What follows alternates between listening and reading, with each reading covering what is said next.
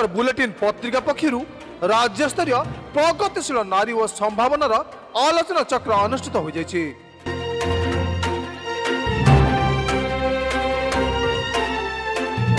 Vyasnagar सहरस्थित celebration मंडप आज Kalinganagar bulletin पत्रिका तरफ राज्यस्तरीय प्रगतिशील नारी और संभावना शीर्षक आलोचना चक्र अनुष्ठित हो जाइछि।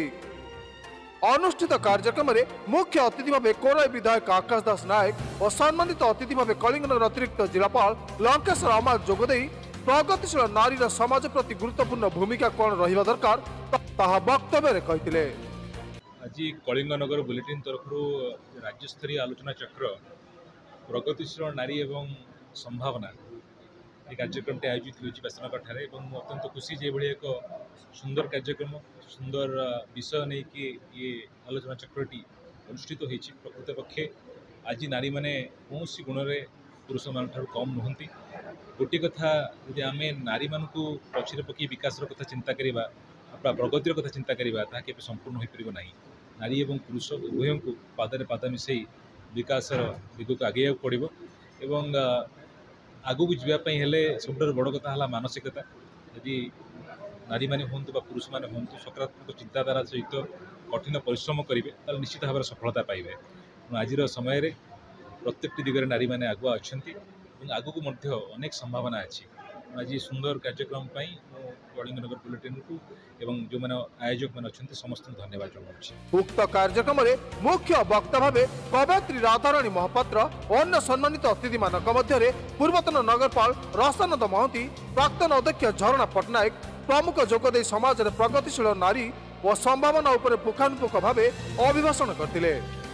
उक्त आलोचना चक्रटी कलिंगनगर बुलेटिन पत्रिका मुख्य संपादक हरदन बनर्जी को तत्वावधान परिचालन होता एवं एक कार्यक्रम दीर्घ 3 वर्ष धरी चली आसुवा बेले प्रत्येक वर्ष भली चलित वर्ष श्रेष्ठ दंपति भाव ओम प्रकाश स्वाई और रंजिता स्वाई, श्रेष्ठ छात्र भाव ध्रुव मस्करा, Tata Steel area manager Ashish Acharya प्रमुख को संबर्धित कर।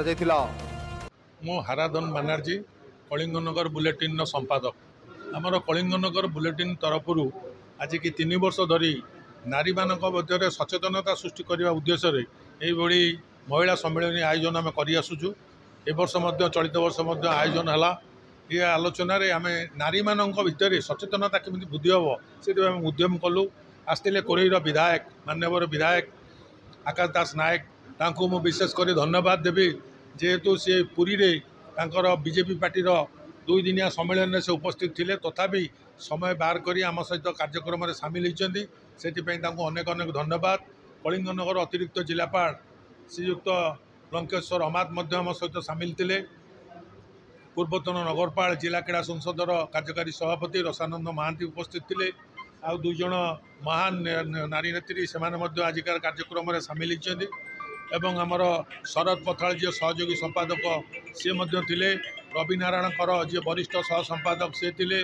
अन्यतम वरिष्ठ संपादक वरिष्ठ आम सांबादिक केन्दुझर जिलार जड़े आगधाड़ी सांबादिक मदन पाणी महोदय थे।